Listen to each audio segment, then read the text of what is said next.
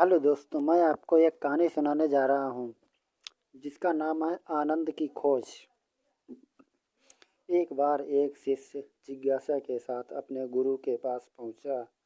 उसके मन में कई सवाल थे, पर सबसे प्रमुख सवाल था, गुरुजी मुझे यह बताओ कि आनंद कैसे प्राप्त होता है। गुरु ने उसकी ओर देखा, मुस्कुराए और बोले, पहले जाओ उस घड़े में से पानी पी लो।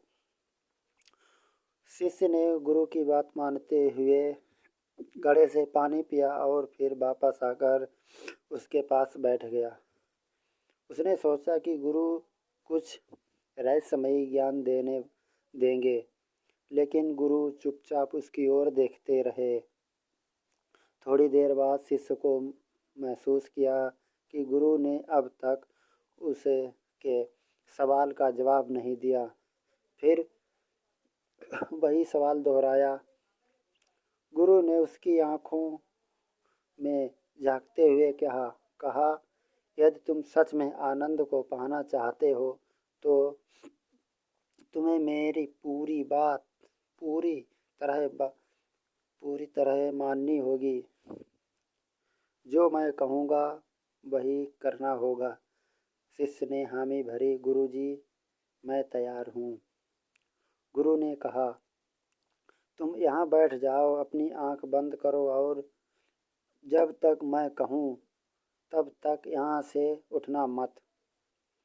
शिष्य ने उसकी बात मान ली और आंख बंद कर वहीं बैठ गया।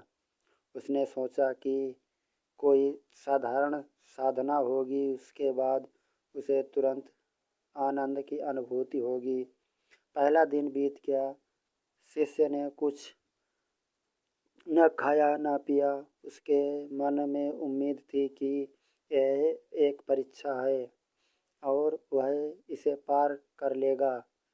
दूसरे दिन उसकी हालत खराब होने लगी। भूख प्यास से उसका शरीर कमज़ोर हो गया, लेकिन उसने हार नहीं मानी। उसे विश्वास था कि गुरु उसे कोई अद्भुत ज्ञान देने वाले हैं।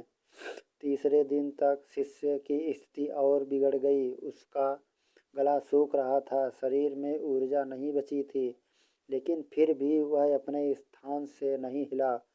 गुरु अपने कक्ष से यह सब देख रहे थे।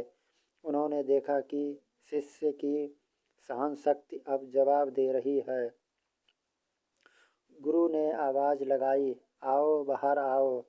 शिष्य ने अपनी आंखें खोलीं और धीरे धीरे उठकर गुरु के पास पहुंचा। वह थका हुआ और निराश दिख रहा था। गुरु ने उसकी ओर देखा और मुस्कुराते हुए कहा, जाओ उस घड़े से पानी पी लो। शिष्य जल्दी से घड़े के पास गया और लपक कर पानी पीने लगा। पानी पीते ही उसे अद्भुत तृप्ति का अनुभव हुआ।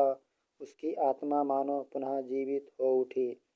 उसने गहरी सांस ली और गुरु की ओर देखने लगा।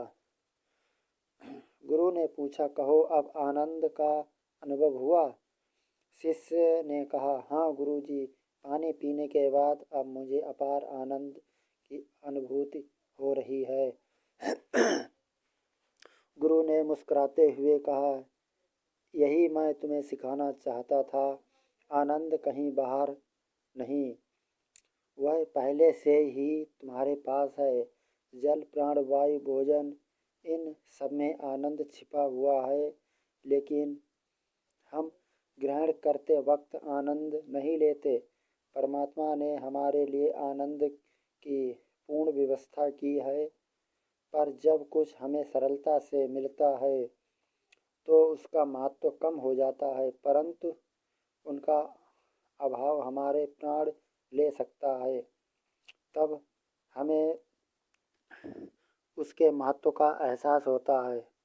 आनंद हमारे आसपास ही है, लेकिन हमारी जिज्ञासा और भटकाव हमें उसे देखने नहीं देती। हम अक्सर उन चीज़ों की अनदेखी कर देते हैं जो हमें सहजता से मिलती हैं और कुछ विशेष पाने की चाह में संघर्ष करते हैं। शिष्य को समझ आ गया कि सच्चा आनंद किसी बाहर साधन या परिस्थिति से नहीं मिलता, बल्कि हमारे दृष्टिकोण और चेतना में है। जब हम साधारण चीज़ों को सराहना शुरू करते हैं, तब हमें अच्छे आनंद की अनुभूति होती है। गुरु ने शिष्य को यह सिखाया कि सच्चा आनंद किसी बाहरी चीज़ में नहीं, बल्कि हमारी अपनी दृष्टि और समझ में है।